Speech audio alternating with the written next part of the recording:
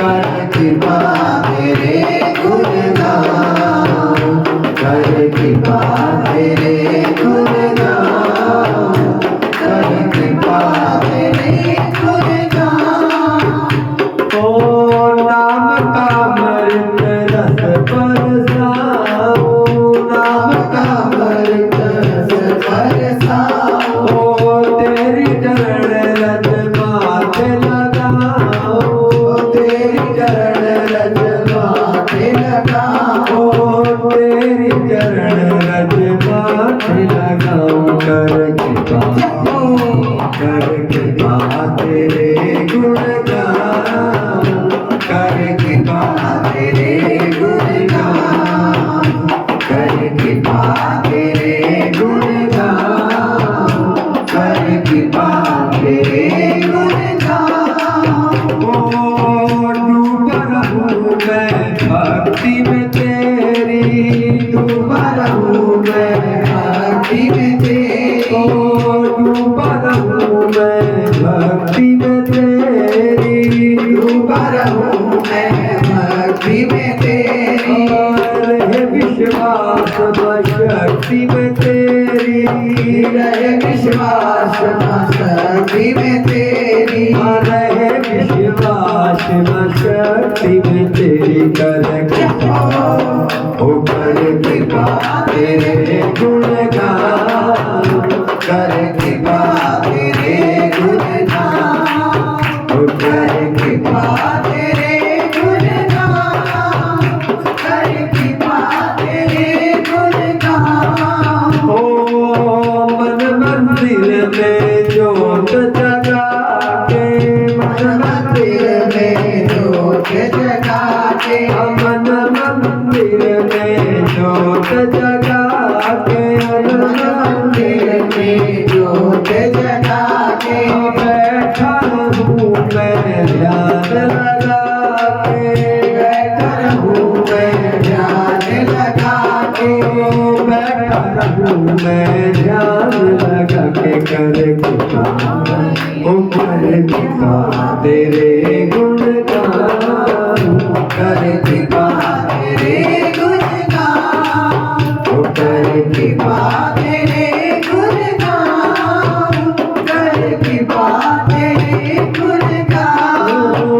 माँ तेरा नाम जपऊं सुख पाऊं, माँ तेरा नाम जपऊं सुख पाऊं, माँ तेरा नाम जपऊं सुख पाऊं। कर कृपा तेरे गुण गाऊं, कर कृपा तेरे गुण गाऊं, कर कृपा तेरे गुण गाऊं, कर कृपा तेरे गुण गाऊं, कर कृपा तेरे गुण गाऊं, कर कृपा तेरे गुण गाऊं। जय करामा चले वाली दा। माँ को मीन क्यों कहते हैं? माँ का नाम है मीन। मीन का अर्थ होता है, मीन का मतलब मछली। आपको ये पता होना चाहिए कि दुनिया में केवल एक ऐसा जीव है जो सोते हुए भी अपनी दोनों आंखें खुली रखता है। जब वो सो भी रहा हो तब भी उसकी दोनों आंखें खुली रहती है। और वो कौन है? पीछे वाले बताए। देख लो।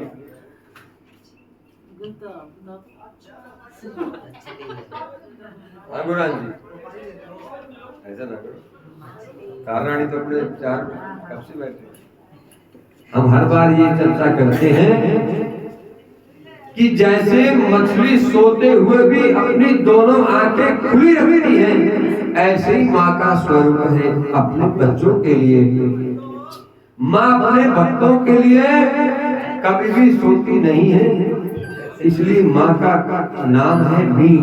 मीन मैंने जैसे मछली अपनी दोनों आंखें सोते हुए भी खुली रखती है, ऐसे ही माँ भी अपने भक्तों के लिए दोनों आंखें खुली रखती है। माँ कभी सोती नहीं। छोटा सा बालक हो पिता को पता चले या न चले, लेकिन बालक के थोड़ा सा हिलने पर ही माँ जाग जाती है। ये माँ का स्वरूप है। ये ममता इस जगत जननी ने इस माँ को भी दी।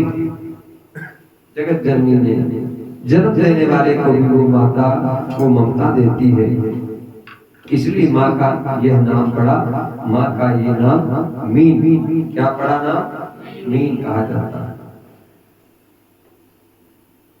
और माँ को जगराते वाले की माता कहते हैं। क्या अभी रात को हमने कब से जागरण शुरू हुआ? पहले जागरण नहीं, ऐसा नहीं होता।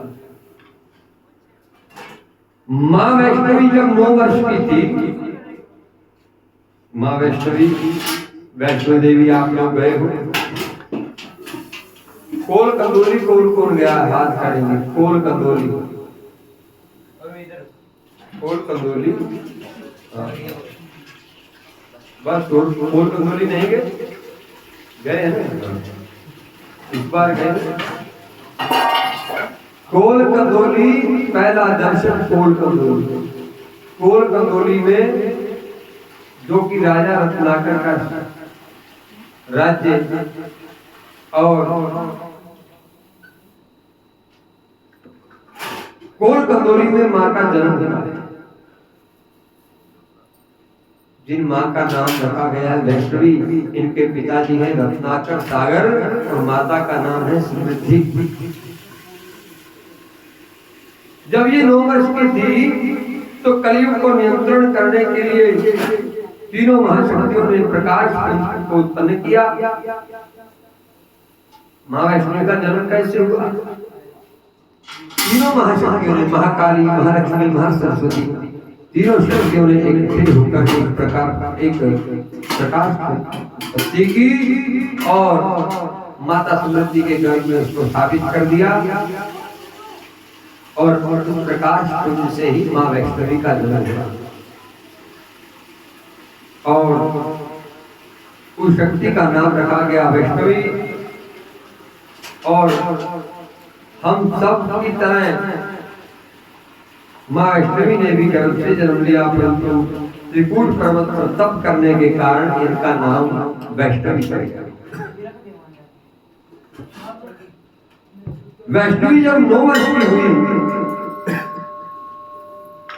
तो कलयुग अपना प्रभाव दिखाने लगा। संसार को अपने नियंत्रण पर करने के लिए उसने एक पिशाच को बुलाया पाताल लोक से।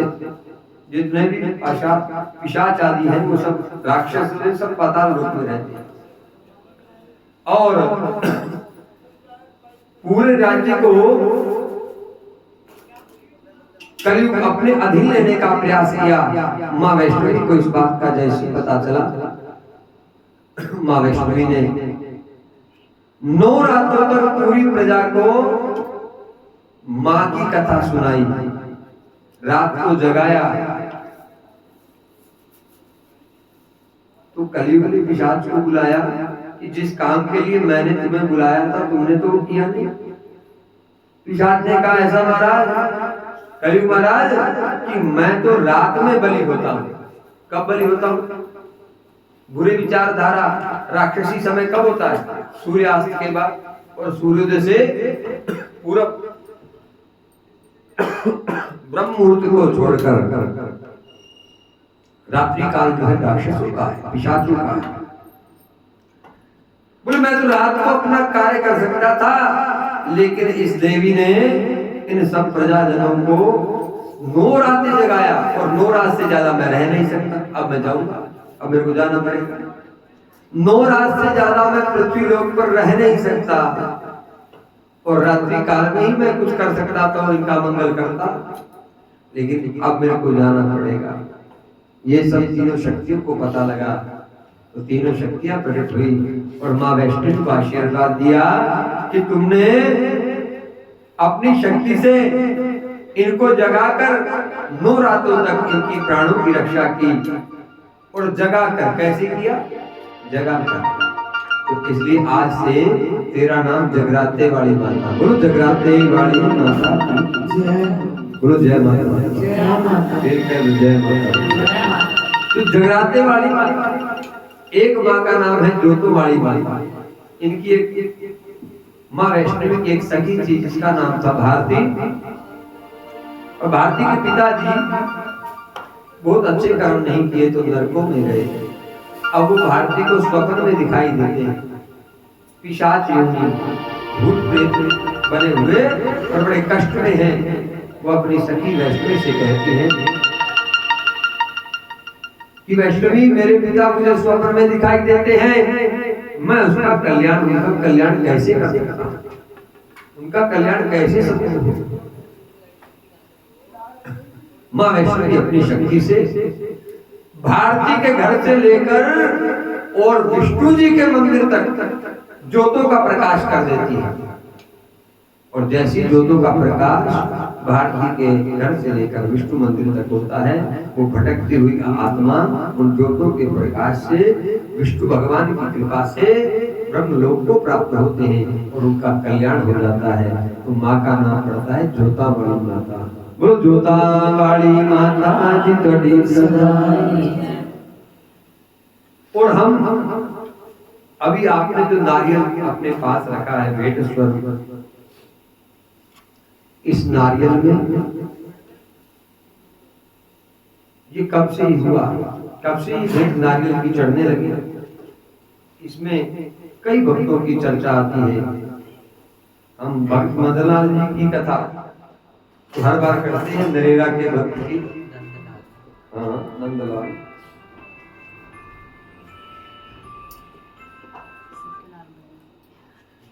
समय हो गया मेरे जागने का बज रहा है, लेकिन उसको क्या बता कि मैं पहले से ही जागता था, उसने तो अपना कार्य करना है।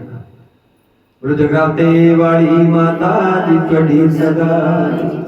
भगत नंदलाल की कथा तो हर बार करते हैं। नरेला में, दिल्ली में नरेला, जिसे अब नरेला कहते हैं, और वहां के भक्त में भक्त नंदलाल की कथा हर बार हमने किया।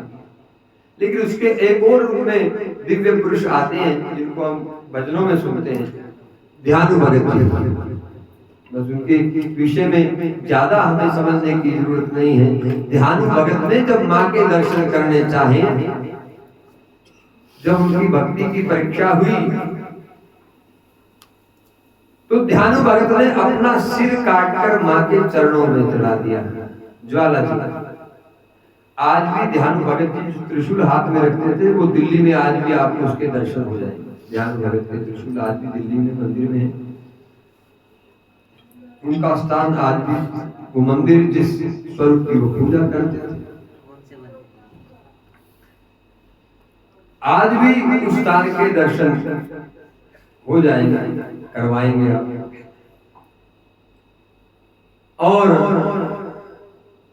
ध्यानु भगत ने जब अपना सिर काटकर माँ के चरणों में चढ़ा दिया, माँ ज्वाला ने प्रकट होकर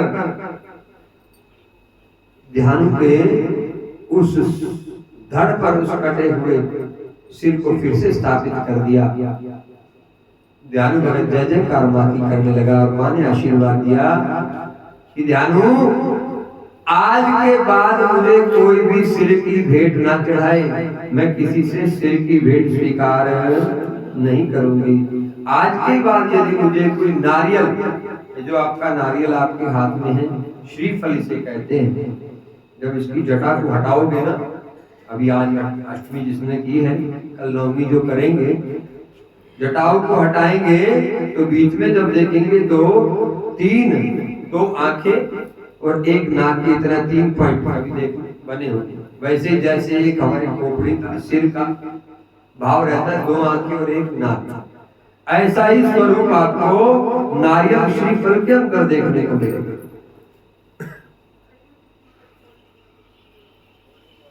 तो माँ ने कहा कि आज के बाद मुझे जो नारियल की भी भेंट चढ़ा देगा, मैं उसको भी सिर की भेंट की तरह ही स्वीकार करूंगी और वैसा ही फल दूंगी जैसा तुम्हें मिला।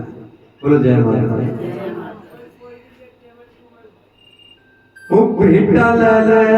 भेंटा ले जगत दिए माए, चूड़े वाली माँ कट के।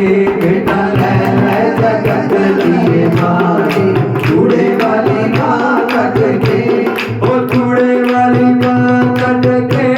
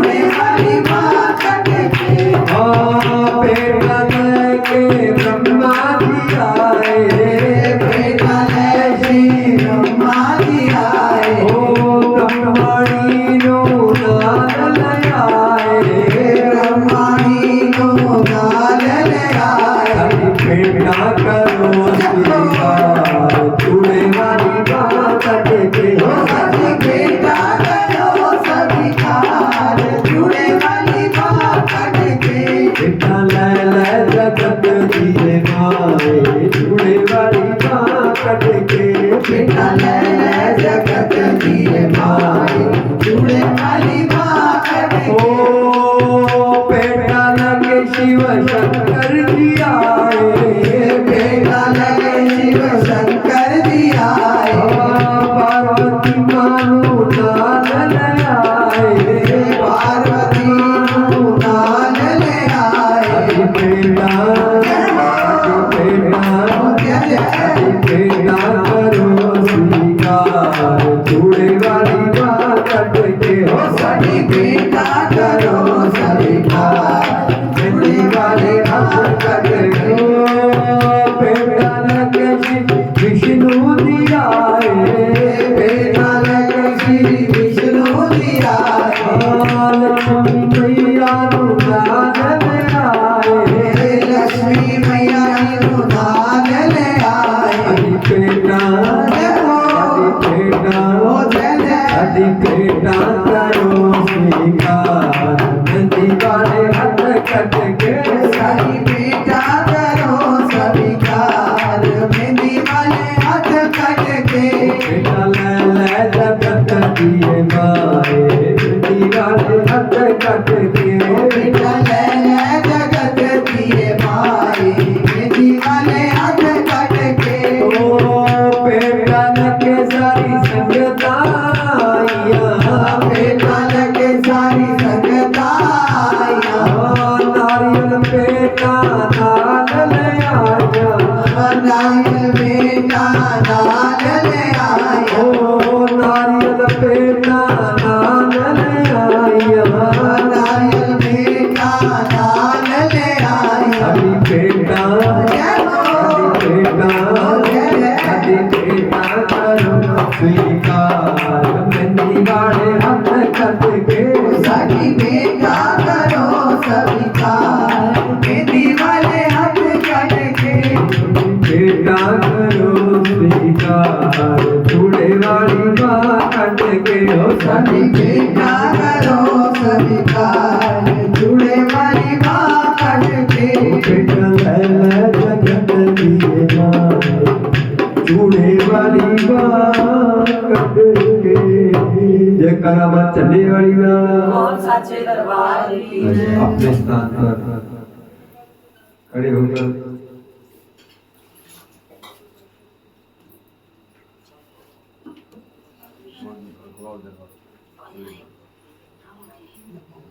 पंडित जी को दे दो और पंडित जी अपने हिसाब से रखवा देना।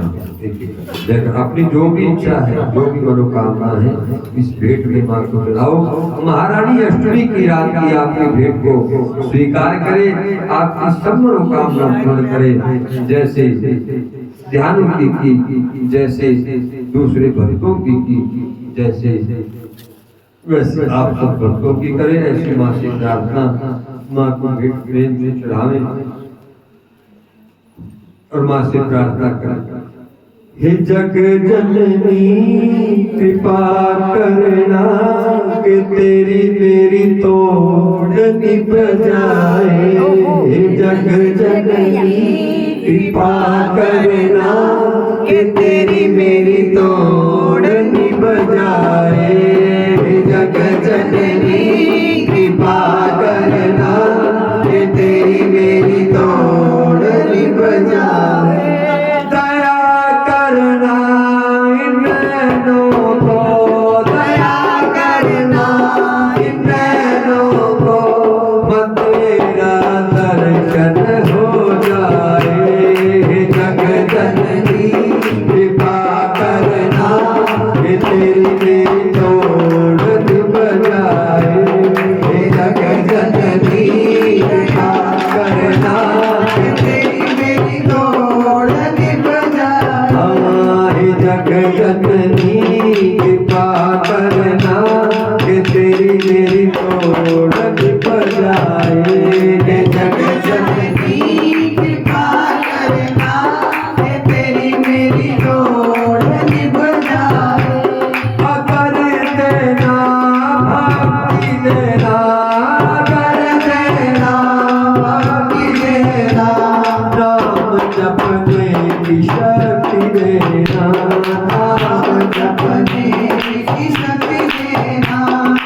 नाम जपू मैं तेरा इतना, नाम जपू मैं तेरा इतना, के दिल के तार मिल जाए।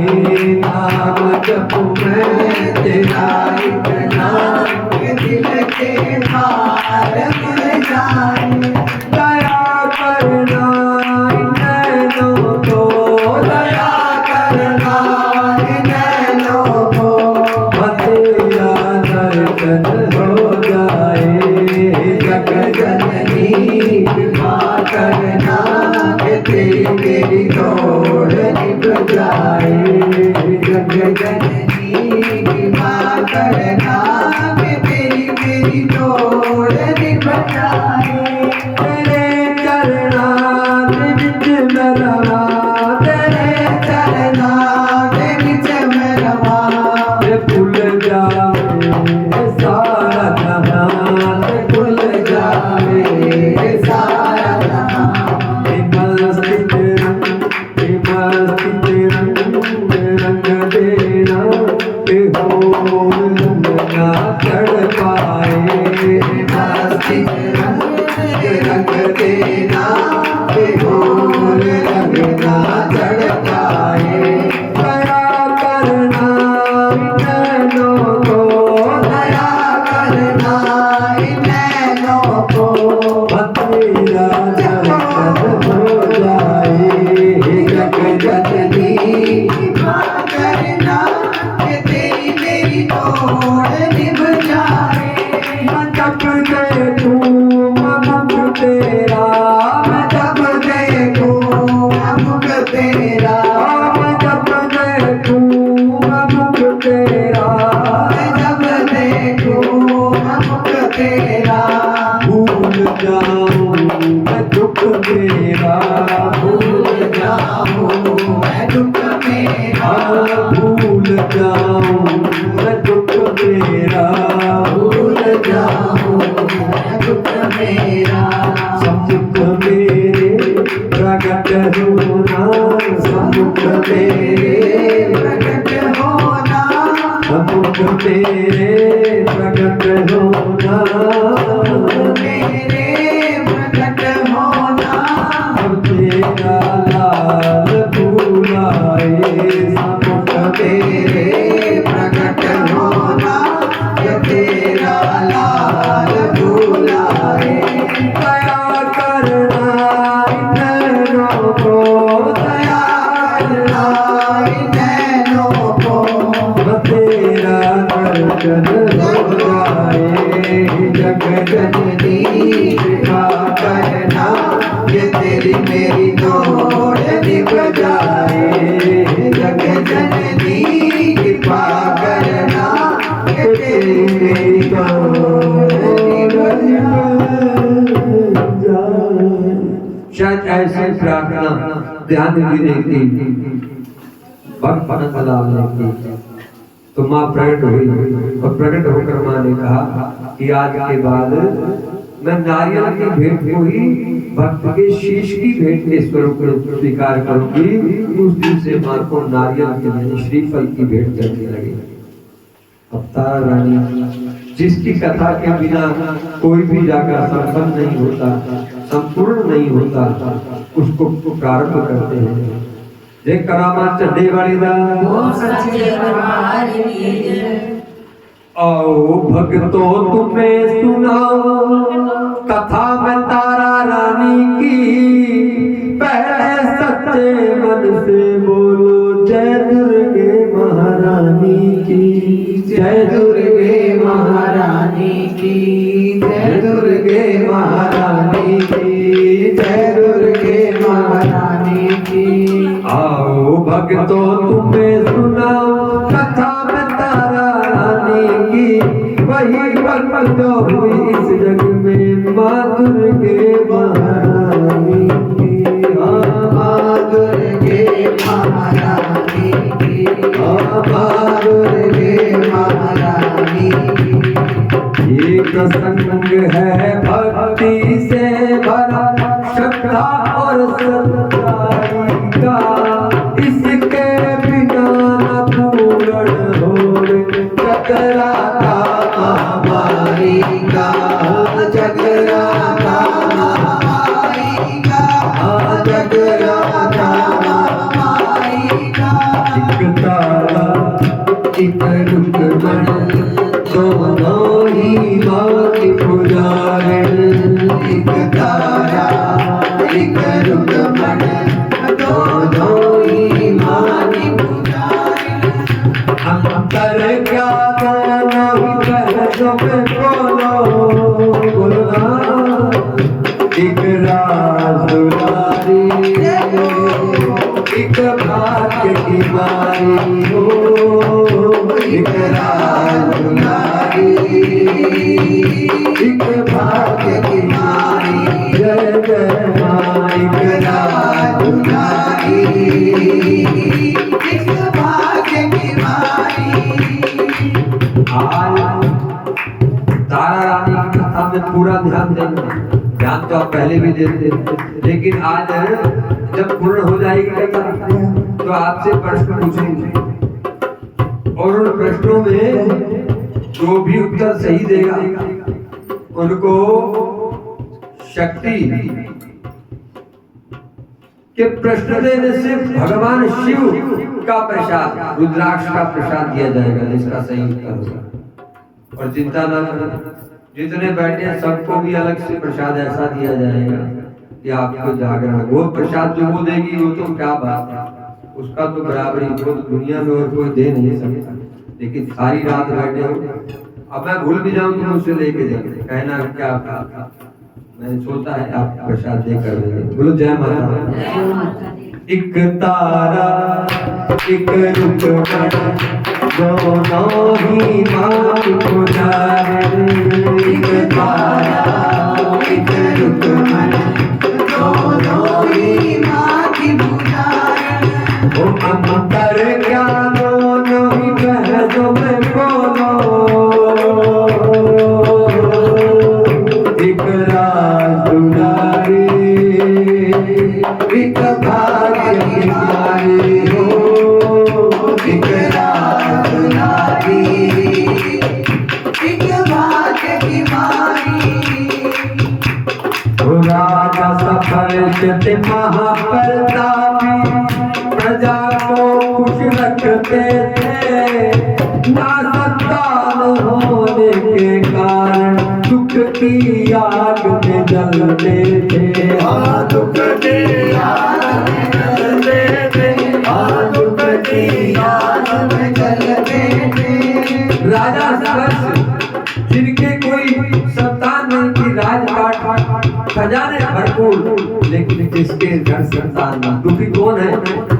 दुखी के लिए बताया एक संसार में वो दुखी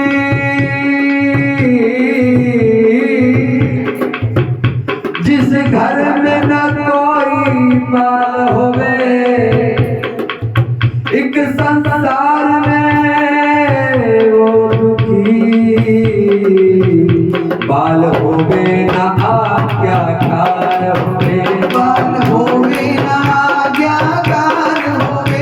बाल होवे ना आज्ञाकार होवे। जा संसार में वो दुखी जिस घर कुलछनी नार होवे। चौथा संसार में वो दुखी सीता माँ के लाल ना प्यार होवे।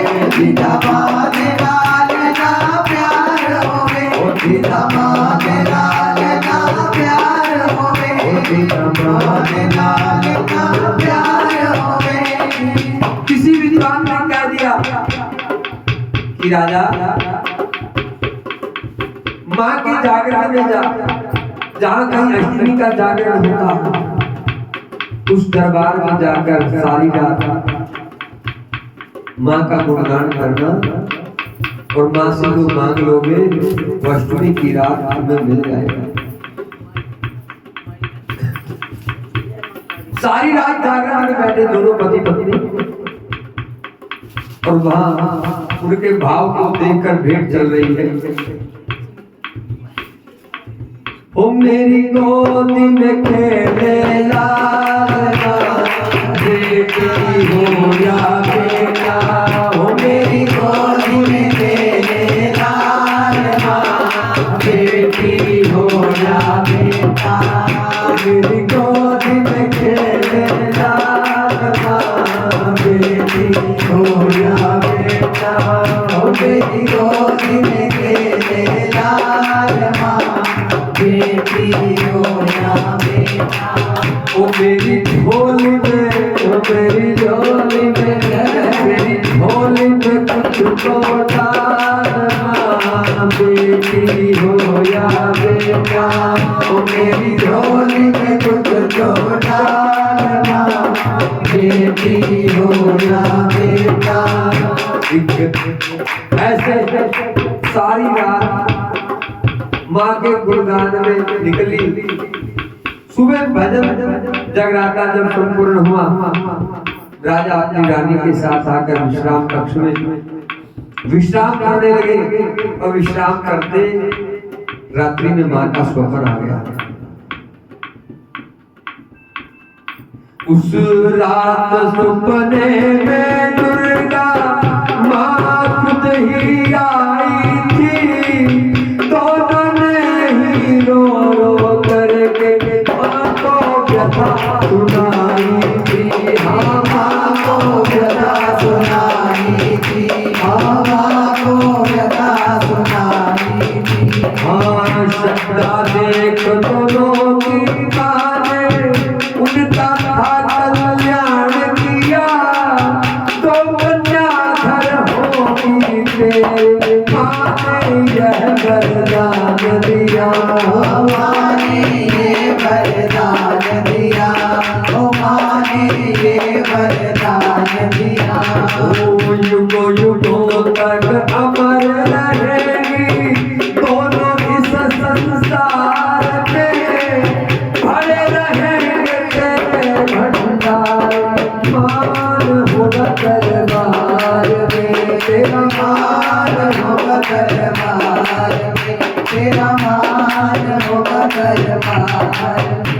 दो साल बाद माँ की कृपा से एक कन्या ने जन्म लिया, कन्या का रूप लेकर धन का दान किया, स्वर्ण और धन का दान किया, ओ स्वर्ण और धन का दान किया।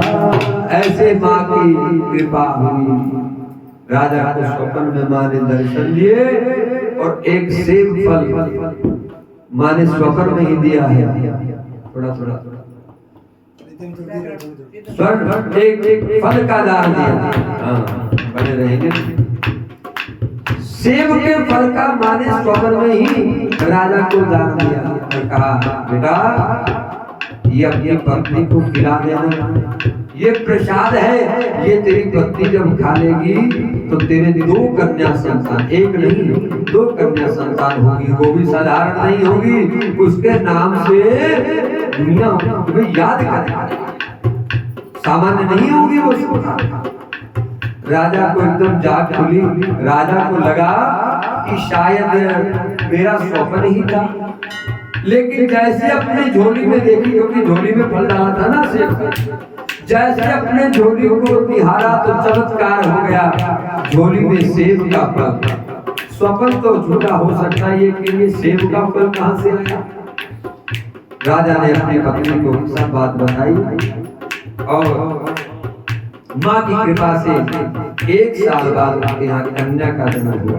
बोलो जय माता, जय माता। और इतनी सुंदर, इतनी प्यारी,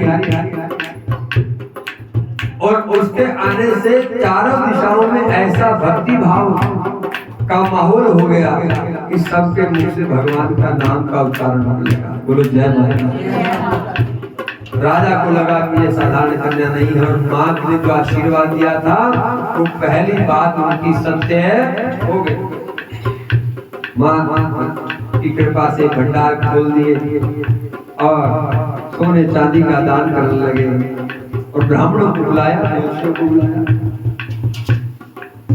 पंडित खोल पोथियां कहते तारा नाराज कुमारी दा अपन नाम हो जाना राज तेरी राज दुलारी दा तेरी राज दुलारी दा तेरी राज दुलारी दा। बात में हो गई, बहुत खुशी मनाई। एक साल और बीता तो दूसरी कन्या का जन्म हो गया। अब फिर से ब्राह्मण बुलाएंगे, फिर से भंडारे करेंगे। लेकिन इस बार जिन ब्राह्मणों ने कहा था, जिन जोशियों ने कहा था कि तेरी ये कन्या तेरा नाम रोशन करेगी, और आज दूसरी कन्या पे ये कुछ बोल नहीं रही, चुप हो गए, सिर लटका के बैठे हैं। राजा ने पूछा, ये ब्राह्मण देव ऐसा क्या देख लिया कि आप कुछ बोल नहीं रहे? बोले क्या बोले? महाराज ये कन्या जिस देश में रहेगी वहाँ अकाल पड़ जाएगा, तुम्हारे नाम को डुबो देगी, वंश खत्म कर देगी, कुछ भी शेष नहीं रहेगा। तुम्हारा ही नहीं तुम्हारी प्रजा तक को रोटी नसीब नहीं होगी। ऐसे भाग है इस कन्या के। राजा बड़ा चिंतित हुए। राजा ने कहा, ऐसी क्या बात हो गई? इसमें कोई तो कारण होगा। ब्राह्मणों ने ध्यान लगाया, कुंडली देखी, और ऋषि मुनियों ने ध्यान लगाकर कह रहे हैं बिना बात के तो कोई बात होती ही नहीं है, बिना प्रार्थना के ये सब नहीं है। और कथा बोलते मैं तुमको बताता हूँ कि इसके पीछे का इतिहास क्या है। इन बच्ची का एक कैसे, ये दोनों बहनें हैं, ये अलग नहीं है, कि पूर्व जन्म में भी बहनें थी और इस जन्म में भी फिर बहनें बनकर अवतरित हुई। अब ब्राह्मण कथा सुना रहे हैं। नंदा और सुनंदा दोनों देवलोक में बहनें थी, नंदा पूजा और भक्ति का कहने रखती कहने थी, ओ कहने रखती कहने थी, ओ कहने रखती कहने थी। सुनंदा का तो भाव था चंचल, पूजा पाठ नहीं करती थी, ना ही किसी से श्रद्धा रखती, ना ही किसी से डरती थी, ना ही किसी से डरती थी, ना ही किसी से डरती थी। राजा ये अभी नहीं, ये तो पूर्व जन्म में भी बहन। एक का नाम था नंदा बड़ी और दूसरी का नाम था नंदा। नंदा 9 वर्ष की थी और सुनंदा 5 वर्ष की थी। तो एक बार नंदा बड़ी बहन ने व्रत रखी, एकादशी के व्रत भी रखती थी, एकादशी का व्रत रखा। सुनंदा ने जिद कर ली कि मैं भी रखूंगी, भाव नहीं था, चंचल स्वभाव से जिद कर ली कि मैं भी रखूंगी। नंदा ने बोला बड़ी बहन ने कि बहन तेरे से नहीं रखा जाएगा, तेरा स्वभाव चंचल है, तू भूखा नहीं रह पाएगी। लेकिन सुनंदा ने जिद करके व्रत किया। कहते हैं कि इससे अच्छा कि ना करो, अगर नहीं रख सकते तो नहीं करो, लेकिन रख कर तोड़ना, कोई नियम मत रखो। अगर नहीं रख सकते कोई बात नहीं, कम से कम पाप तो नहीं लगेगा, लेकिन रखकर नियम को तोड़ना ये बहुत बड़ा पाप है। इसलिए आप मत रखना ही नहीं चाहिए, रखो तो बड़े नियम से।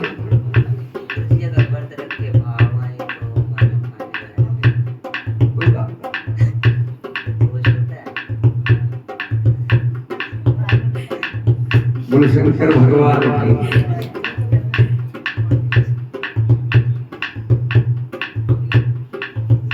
बात का जवाब नहीं, लेकिन हमारे गुरु जी से लोग पूछा करते थे कि पंडित जी मन में बुरे विचार आए, खाली ये तो बात खाने पीने की है, ये तो इतने बुरे नहीं, लेकिन कुछ विचार आ जाए, बुरे विचार आ जाए तो क्या करें? कलयुग में बड़ा सतयुग और कलयुग में ये सबसे बड़ा अंतर है। सतयुग में पहले करना पड़ता था और फिर बल मिलता था, कलयुग में केवल आप अच्छे काम के लिए सोचो, जिसे आप मन्नत कह देते हैं कि हमारा काम हो जाए, हम सालासर सवा मणि चढ़ाएंगे, माँ को चोला चढ़ाएंगे, माँ के लिए कोई चंडिका पाठ कराएंगे, बड़े बड़े यज्ञ अनुष्ठान पहले करते नहीं है, ये हो जाए तो माँ हम करेंगे। अच्छी बात के लिए तो, पुण्य के लिए तो केवल संकल्प मात्र कलयुग के लिए बहुत है, जबकि सतयुग में करना पड़ता। राजा दशरथ ने पुत्रेष्टि यज्ञ किया था, तभी तो राम जी लक्ष्मण सब हुए, नहीं तो 1.5 उम्र तक कोई संतान नहीं थी। पहले यज्ञ करने पड़ते थे और फिर संतान होती थी, फिर फल की प्राप्ति होती थी। इसके लिए पुण्य कर्म के लिए सतयुग। कलयुग में क्या पहले मानना है, करना नहीं।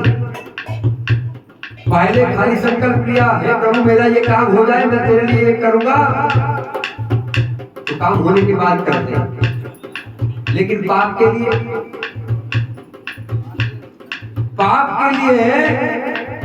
कलयुग में सोचने से ही हो जाता था, सोचने मात्र से।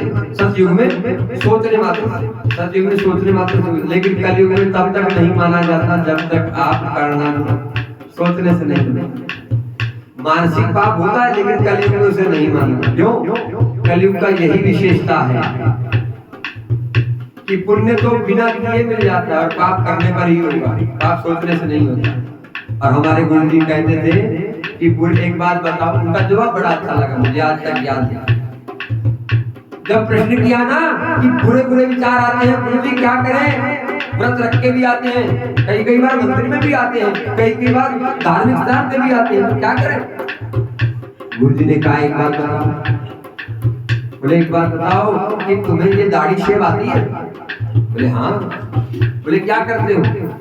बोले कटवा देते हैं। बाल बढ़ते हैं? बोले क्या करते हो? बोले कटवा देते हैं, छोटे करते हैं ना अपने हिसाब से। बोले ऐसे ही जब बुरे विचार आए तो सत्संग रूपी झाड़ू से उन्हें झाड़ देना चाहिए, हटा देना चाहिए। सत्संग रूपी झाड़ू से उन बुरे विचारों को अपने हृदय के आंगन से झाड़ देना चाहिए। बार बार झाड़न करना पड़ेगा।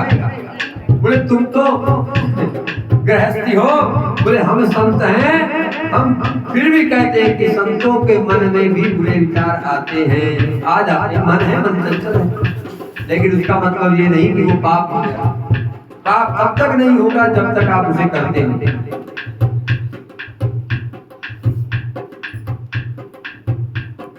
जय जय माँ तेरी, जय जय माँ, जय जय माँ तेरी, जय जय माँ, जय जय माँ, जय जय माँ तेरी, जय जय माँ, जय जय माँ तेरी, जय जय माँ। व्रत रख लिया और व्रत रखने के बाद कुछ टके लिए देवलोक से सुनंदा ने, छोटी बहन ने जो 5 वर्ष की है और पृथ्वी लोक पर आ गई। पृथ्वी लोक पर आकर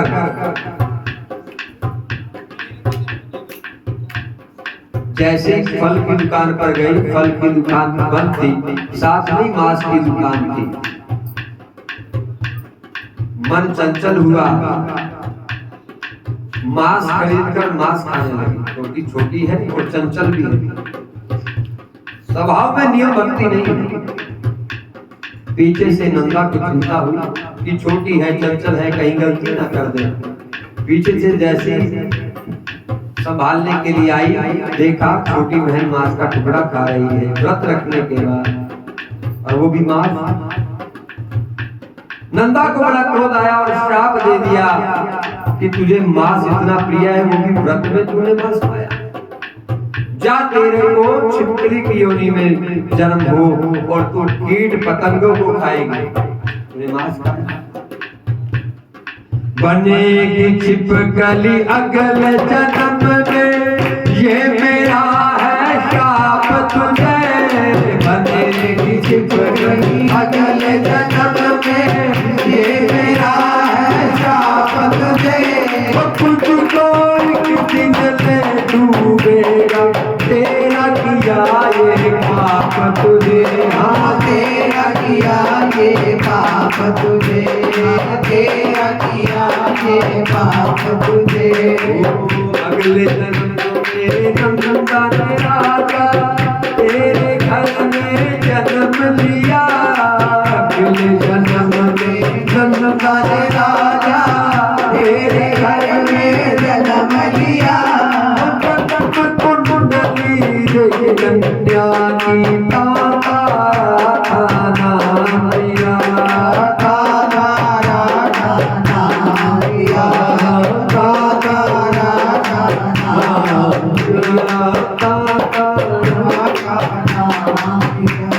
ये जो नंदा है यही तारा है जो तेरे पहले जन्म हुआ है। ये बड़ी है और जिसका जन्म अब हुआ है ये सुनता है। जब जब श्राप दिया छिपकली बनने का,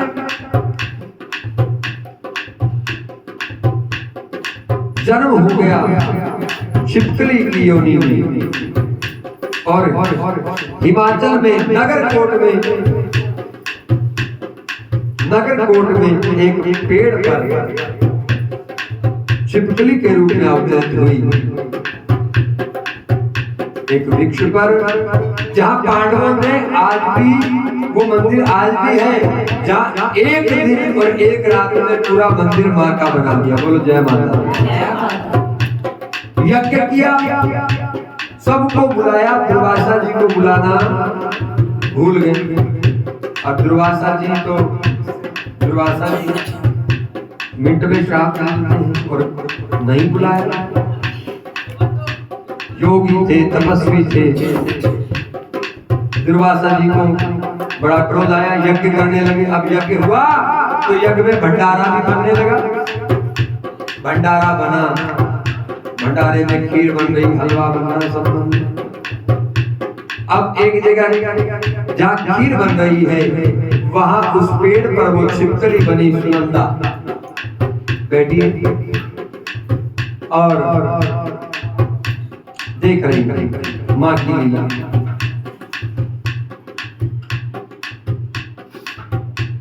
इसको ध्यान से सुनना, ये आपके बड़े काम की है।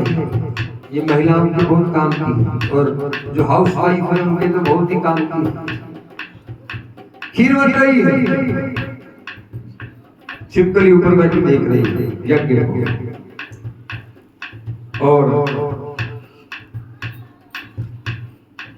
दुर्वासा ऋषि के मन में बड़ा क्रोध है कि कैसे अपने अपमान का बदला लूं।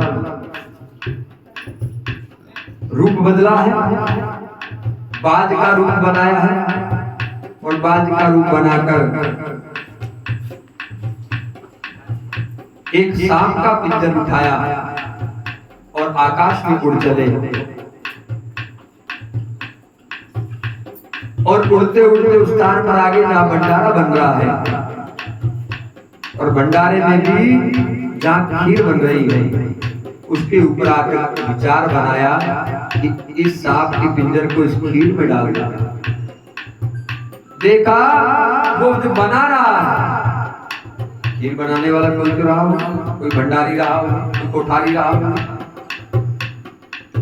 लेकिन बनाने वाला बनाते बनाते थोड़ा दूर चला गया। कोई नहीं, अभी दो वाले आ रहे हैं, अभी आके फिर संभालता हूं। ये विचार करके दूर चला गया और जैसे ही देखा कि आसपास कोई भी नहीं है कढ़ाई के,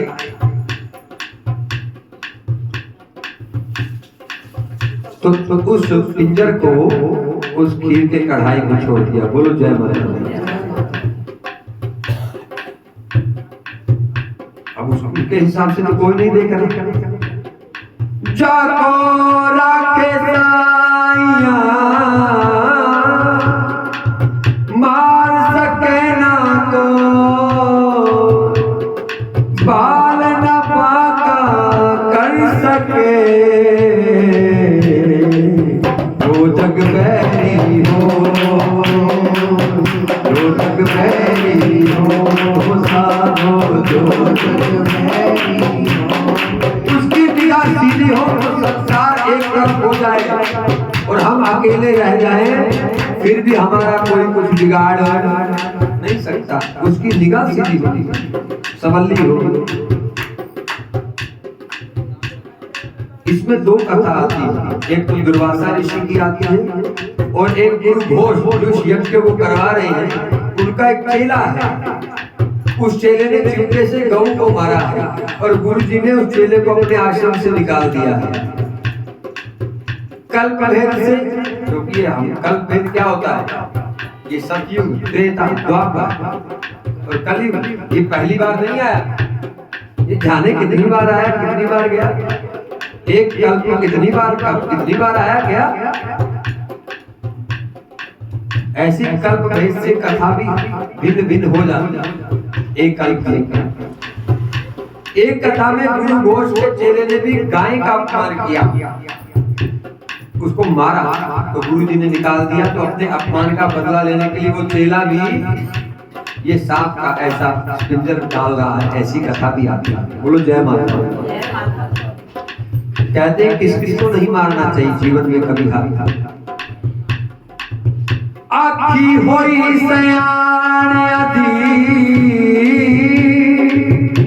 इस गल नू कदे भुलाइए ना।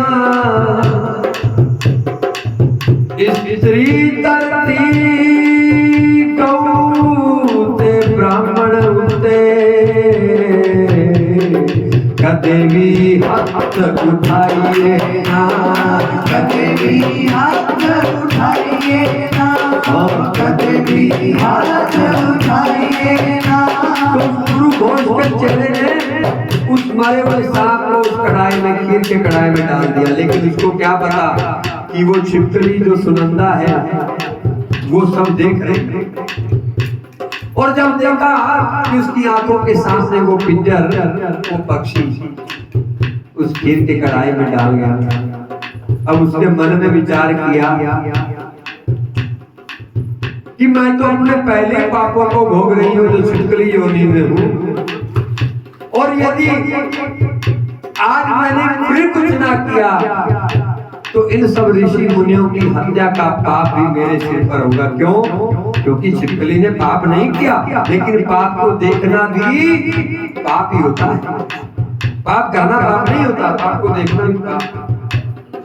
चुगली करना ही पाप नहीं है, चुगली सुनना भी ये भी पाप है। मैं साधु जनों को मरने नहीं दूंगी, विचार किया। और जैसे ही उस खीर को संभालने के लिए वो कोठारी पास में आए और उनकी दृष्टि में ही कि वो उसको देख ले, उनकी प्रेजेंस में, स्थिति में, उपस्थिति में छिपकली ने उस पेड़ से अपने आप को खीर के कढ़ाई में डाल दिया। बोलो जय माता। उस व्यक्ति ने जब देखा, उस कोठारी ने जब देखा कि छिपकली, क्योंकि पिक्चर गिरता हुआ नहीं देखा, छिपकली को गिरता हुआ देखा। जब छिपकली को उस खीर के कढ़ाई में गिरता हुआ देखा तो भाग कर जाकर अपने गुरुदेव से बताया कि छिपकली कढ़ाई में गिर गई। एक भाग्य की मारी, एक रात दुलारे हो, एक भाग्य की मारी, एक रात दुलारे। एक तारा, एक रुकमन, दोनों ही माँ की पुजारे। एक तारा, एक रुकमन, दोनों ही माँ की पुजारी। वो अंतर क्या दोनों ही बहनों में अंतर क्या दोनों ही बहनों में एक रात दुलारी, एक भाग्य की मारी हो, एक रात दुलारी, एक भाग्य की मारी। गुरु घोष को जाके बताया कि ऐसे एक छिपकली खीर के कढ़ाई में गिर गई। गुरु घोष ने, क्योंकि जब क्रोध एक ऐसी अवस्था है जो सोचने का इजाजत नहीं देता, सोचने की गुस्सा आ जाए ना, गुस्सा आ जाए तो तो फिर सोचने समझने की शक्ति को हर लेता है। और मैंने तो सुना है क्रोध हमेशा कमजोर पर आता है।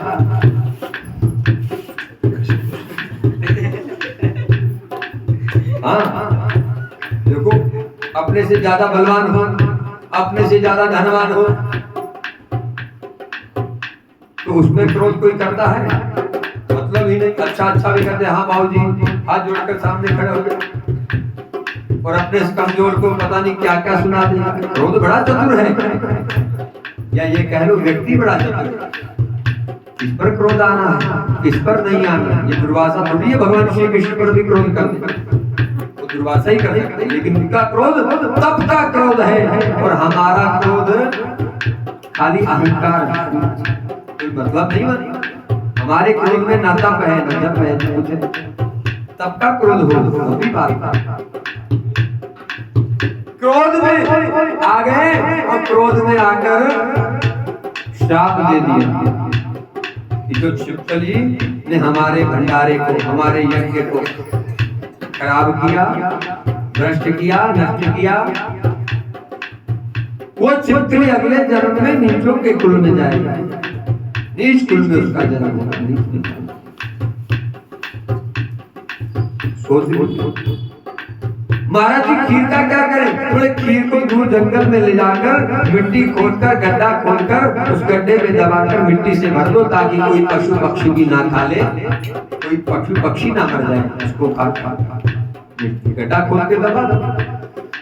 जैसे शिष्य उस खीर को दूर जंगल में ले जाकर गड्ढा खोदा, और जैसे पलटा, खीर जो छिपकली तो ऊपर थी, लेकिन जैसे ही अंतिम तलहटी में देखा तो उसमें सांप का पीछा था। बोलो जय माता दी। जय माता दी।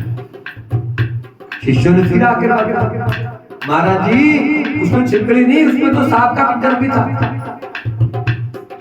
गुरुजी ने कहा ये तो विचारणीय विषय, ध्यान लगाया। पहले ऋषि मुनि सब जानते थे आगे पीछे का सब, ध्यान लगाया और देखा क्या हुआ, क्या था, आखिर स्थिति क्या हुई, घटना क्या हुई। समझ में आया ये छिपकली ने तो हमारे सब ऋषि मुनियों के प्राणों की रक्षा की है, इसलिए तो हमारे प्राण बचाए।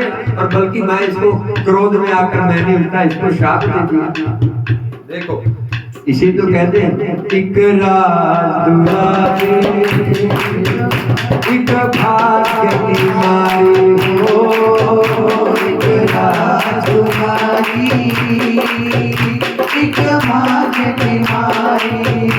या अच्छा अपने प्राण देकर भी सबकी रक्षा की, लेकिन मिला क्या? श्राप। यही अभाग्य है। बुरा समय हो, अच्छा करने पर भी बुरा होता।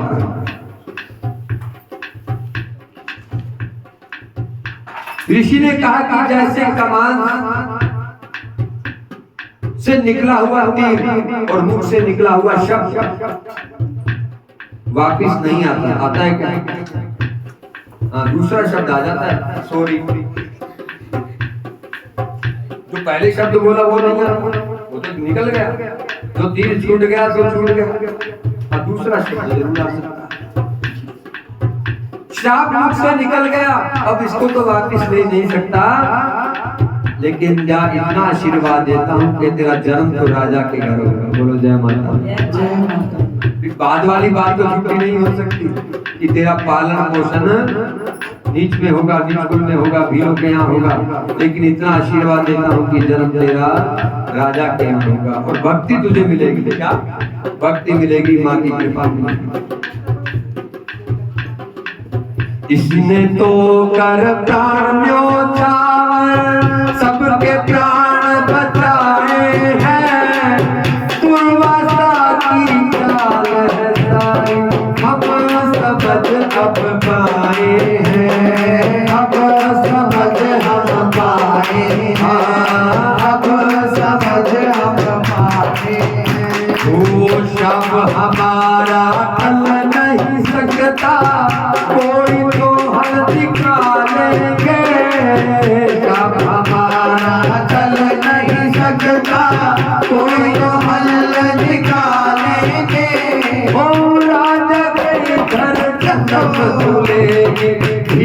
तुझे ही पालेंगे हम ही तुझे ही पालेंगे, हम ही तुझे ही पालेंगे। एक तारा एक रुकमत दोनों ही माँ के पुजारे, एक तारा एक रुकमत दोनों ही माँ की पुजारे। अंतर का दोनों ही बहनों में बोलो, अंतर का दोनों ही बहनों में बोलो, एक भाग की मारी एक राजुलारी, हाँ एक राजुलारी, एक भाग की मारी। जय माँ बोलो जय जय माँ, जय जय माँ, बोलो जय जय माँ, जय माँ जय माँ, बोलो जय जय माँ, जय माँ जय माँ। बोलो जय जय माँ। राजा ने कहा ये बात तो समझ में आ गई कि दोनों बहनें और दोनों ही बहनें मेरे यहाँ प्रकट हुई हैं, लेकिन अब आप बताइए मैं करूँ क्या?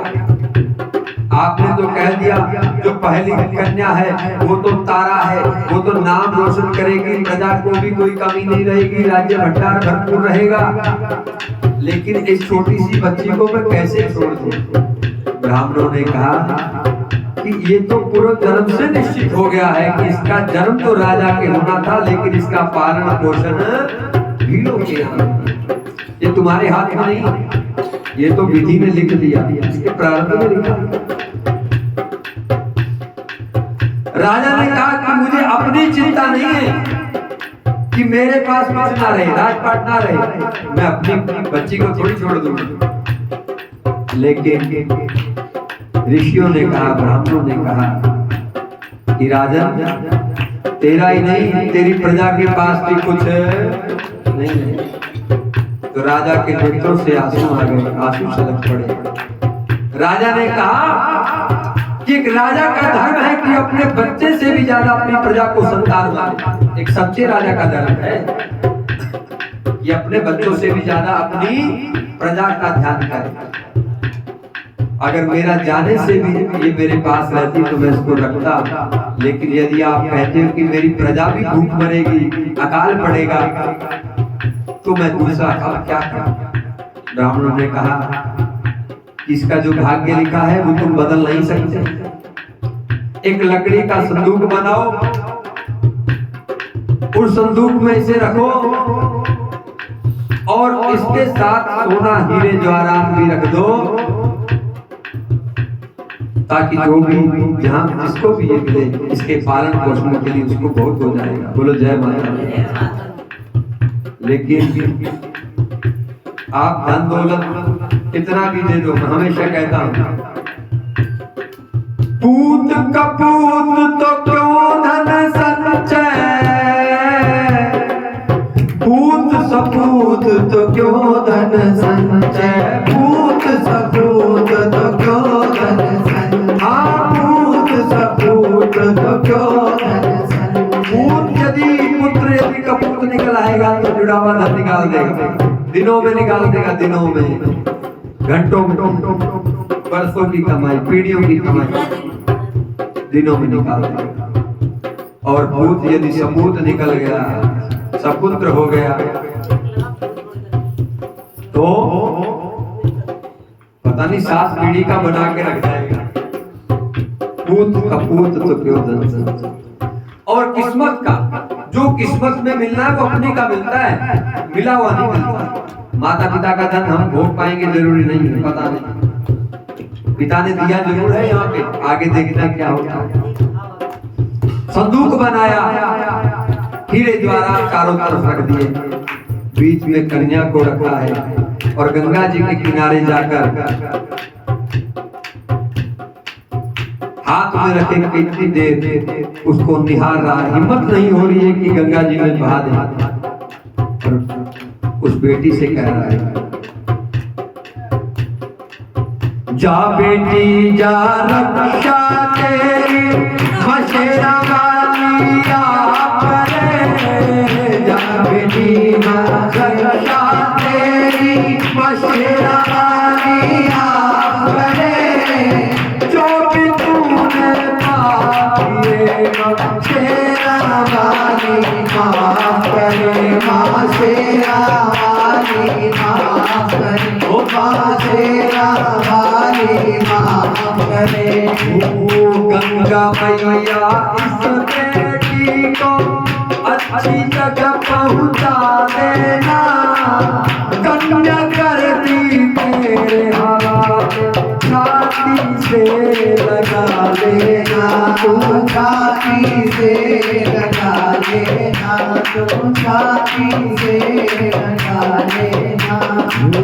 करते वक्त पिता तुझे बेटी करते वक्त पिता तुझे बेटी तेरा बाप मिलाप करे जो भी तूने पाप किए माशेरा वाली माफ करे माशेरा वाली माफ करे माशेरा वाली माफ करे।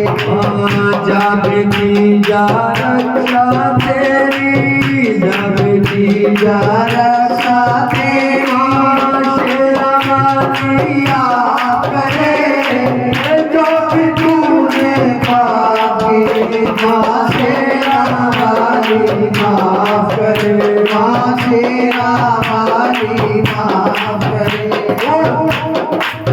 भाव देखो पिता के क्योंकि कितना बड़ा हृदय रहा होगा छोड़ा किसके लिए प्रजा के। आप आगे आ जाओ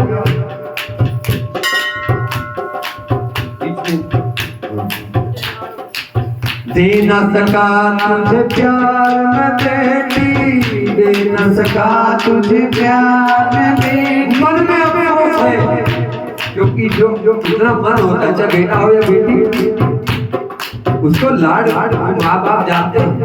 दूसरा तो कह देता है कि मेरी बेटी है 2 बेटियां हैं 3 बेटियां हैं उससे फर्क नहीं पड़ता। माँ बाप को पूछो उसकी एक है उससे क्या एक भी उतना प्यार है 2 भी उतना प्यार है। दे न सका तुझे प्यार में बेटी ये मेरी मजबूरी है दे न सका तुझे प्यार में बेटी ये मेरी मजबूरी है। ओ मर्यादा किसी तक की रखना तेरे लिए जरूरी है हाँ मेरे लिए जरूरी है हाँ मेरे लिए जरूरी है। राजा का धर्म निभाने को राजा का धर्म निभाने को तेरा बाप ये पाप करे राजा का धर्म निभाने को हर तेरा बाप ये पाप करे और जो भी तूने पाप किए तेरा वाली माफ करे हाँ तेरा वाली माफ करे हाँ तेरा वाली माफ करे तेरा वाली माफ करे। एक तारा एक रुकमन दोनों ही बात गुजारे एक तारा एक रुकमन दोनों ही बात गुजारे। अंतर क्या दोनों ही बहनों में बोलो क्या दोनों ही बहनों में बोलो एक राजुदारी एक भाग्य की मारी एक राजुदारी एक भाग्य की मारी। जब पैदा हुई तो घर घर बजने लगी शहनाई जब पैदा हुई तो घर घर बजने लगी शहनाई जब पैदा हुई अभागन नदिया बीच बहाई जब पैदा हुई अभागन नदियाँ बीच बहाई। एक जागे एक सोए एक गाए एक रोए। एक जागे है माता दी। एक सोए एक गाए एक रोए। एक जागे एक सोए एक गाए एक रोए। एक जागे एक सोए एक गाए एक रोए। वो अंतर क्या तुम्हारी बहनों में बोलो। अंतर क्या दोनों ही बहनों में बोलो।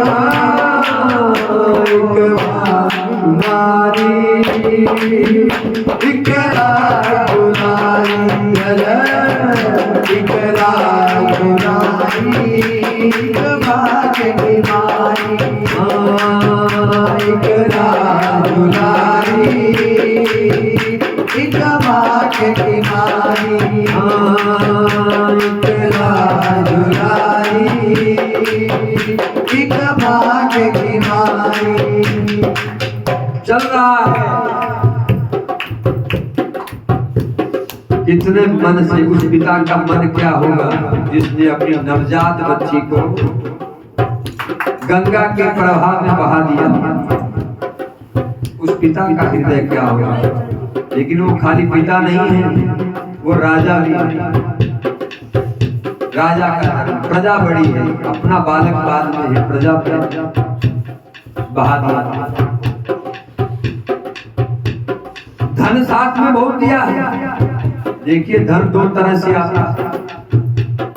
लक्ष्मी जी दो तरह से आती है। लक्ष्मी जी की एक सवारी तो क्या है, कमल पुष्प। जहाँ हमारे जो महालक्ष्मी है ना, चतुर्भुज में दोनों कलशों के हाथ में वरद हस्ते और वाम हस्ते भी लक्ष्मी स्वरूप का।